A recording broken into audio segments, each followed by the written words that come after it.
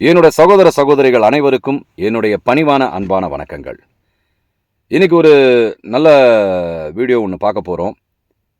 நான் நல்ல வீடியோன்னு சொல்கிறதுக்கு முன்னால் நீங்கள் அதை லைக் பண்ணால் தான் அது நல்ல வீடியோவா இல்லையான்றது தெரியும்.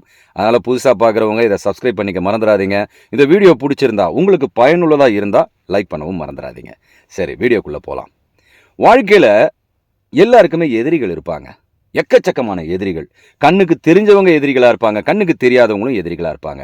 ஏதோ ஒரு விதத்துல நம்முடைய செயல் நமக்கு எதிர்ப்பட்டவங்களை பாதிச்சிருக்கும். அதனால நமக்கு எதிரிகளா இருப்பாங்க. ஸோ நிறைய எதிரிகளை பற்றி நம்ம கவலைப்பட வேண்டியதில்லை. அவங்கெல்லாம் சின்ன சின்ன எதிரிகள் தான். அது நமக்கு கண்ணுக்கு தெரியாத எதிரிகளாக இருப்பாங்க. அவங்கள பற்றி நம்ம கவலைப்பட்டுட்டு இருந்தால் வேலைக்காகாது. ஆனால் நம்ம வாழ்க்கைக்குள்ளேயே நம்ம வாழ்க்கையில் நம்ம போகிற பயணத்தில் தடைகளை ஏற்படுத்தக்கூடிய எதிரிகள்னு சில பேர் தான் இருப்பாங்க. விரல் விட்டு எண்ணிடலாம். அவங்கள எல்லாரையும் நம்ம வசப்படுத்துறது எப்படின்னு தான் இந்த வீடியோவில் பார்க்க போகிறோம்.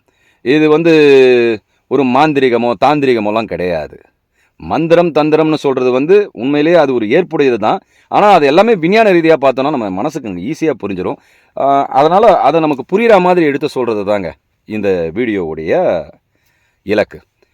இப்போது நமக்கு எதிரியாக இருக்கிறவன் என்ன பண்ணுவான்? நம்மளை பிடிக்காதவனுக்கு ஏதோ ஒரு விஷயத்தில் அவனுக்கு பிடிக்காதவங்களாம் நம்ம நடந்திருப்போம்.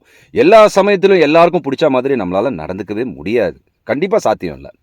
ஆனால் ஏதோ ஒரு வகையில் அவனை நம்ம பாதிச்சிருப்போம். அவனோட ஈகோவை டச் பண்ணியிருப்போம். அதனால் என்ன பண்ணுவான்? நம்ம முன்னேறி போய் கொண்டு இருக்கும்போது நம்மளை எப்படியாவது கீழே இறக்க தான் பார்ப்பான்.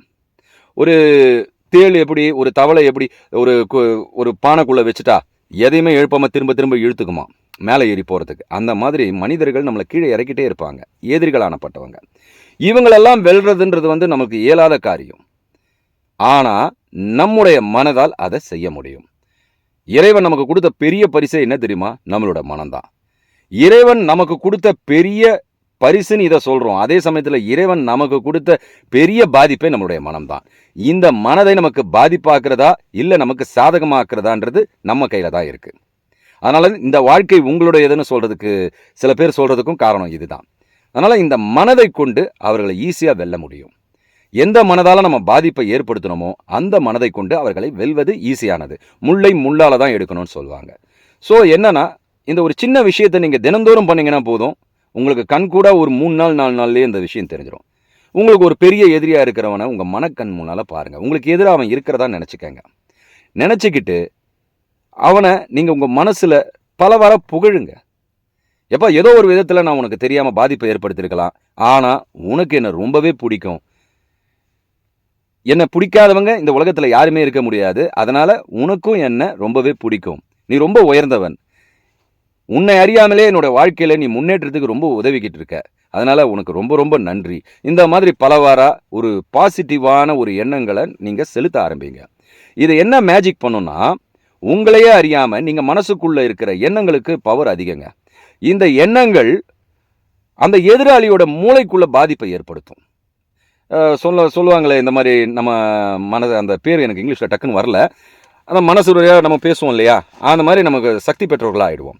இந்த எண்ணங்களை நம்ம ஸ்ட்ராங்காக சொல்லும்பொழுது அவனையே அறியாமல் அவன் மனசுக்குள்ளே நீங்கள் போய் உட்காந்துருவீங்க. உங்களுடைய பாசிட்டிவான எண்ணங்கள் அவன் மைண்டுக்குள்ளே போய் உட்காந்துரும். அவனே யோசிப்பான், அந்த மனுஷன் நல்ல மனுஷன் தானே, அவனுக்கு ஏன் நம்ம இவ்வளோ தொல்லைகளை கொடுக்குறோம், இனிமேல் அவனுக்கு தொல்லை கொடுக்கக்கூடாது, அவன் எனக்கு ரொம்ப நெருங்கின மாதிரி இருக்கிறான், அவனை பார்க்கும்போதே ஒரு வசீகரம் தெரியுது அப்படின்னு அவனையே அறியாமல் உங்களுக்கு சாதகமாக அவன் மாற ஆரம்பிப்பான். இதுபோல் ஒவ்வொரு எதிரிகளையும் உங்கள் வசப்படுத்த கற்றுக்கிட்டீங்கன்னு வச்சுக்கோங்களேன், உங்களை சுற்றி எதிரிகள் இருப்பதற்கு வாய்ப்புகள் ரொம்ப குறைவு. உங்கள் முன்னேற்றத்துக்கு அவங்க பயங்கர படிக்கட்டுகளாக மாறி போவாங்க. அந்த மாதிரி ஆக்கிக்கிற திறமை நம்மளுடைய மனசுக்கு இருக்குது. அதனால் இந்த மனசை இதை மாதிரி பயன்படுத்துங்க. அதே சமயத்தில் சில எதிரிகளை நம்ம சம்பாதிச்சிக்காமல் இருக்க முடியாது. அது காரணம் சூழ்நிலை. ஏன்னா இப்போ ஒரு டிராஃபிக்கில் போயிட்டுருக்கிறோம், ஒருத்தர் நம்மளை திட்டிடுறான், எதிரியாக மாறுறான். ஆனால் அதே சமயத்தில் நம்ம ஒரு விஷயத்தை யோசிக்கணும். அந்த எதிரி நம்ம வாழ்க்கையில் வரப்போகிறதில்ல. அவன் ஒரு பாசிங் க்ளவுட்ஸ். அவனுக்கு ஒரு முக்கியத்துவம் கொடுத்து அவன் திட்டுறதுக்கெல்லாம் முக்கியத்துவம் கொடுத்து நம்ம இறங்கணும்னு வச்சுக்கோங்க, நம்ம போகிற காரியம் செதறும். ஸோ அவன் பாசிங் க்ளவுட்ஸாக அந்த எதிரியை அப்படியே விட்டுட்டிங்கன்னா அந்த எதிரி உங்களை விட்டு போயிடுவான். ஆனால் அதுக்கு இறங்கி நீங்கள் பதில் சொல்லிட்டு இருந்தீங்கன்னா அதனால் ஏற்படுற விளைவுகளை நம்ம சந்திக்கணும். அதனால் நீங்கள் கொஞ்சம் கூட நினைக்க வேணாம், என்னடா அவன் திட்டான், என்னுடைய வீரத்துக்கு ஒரு இழுக்காயிடுச்சு அப்படியெல்லாம் நினச்சோன்னா இழப்பு நமக்கு தாங்க. எதுவாக இருந்தாலும் இழப்பு நமக்கு தான். நீங்கள் நினைக்கலாம் எப்படி அவனை எப்படி நான் டைவர்ஷன் பண்ணிக்குது, அவன் என்னை திட்டானே என்ன பண்ணுறது அப்படின்னு நம்ம யோசிச்சோம்னா பாதிப்பு நமக்கு தான். அவனுக்கும் இருக்கும்.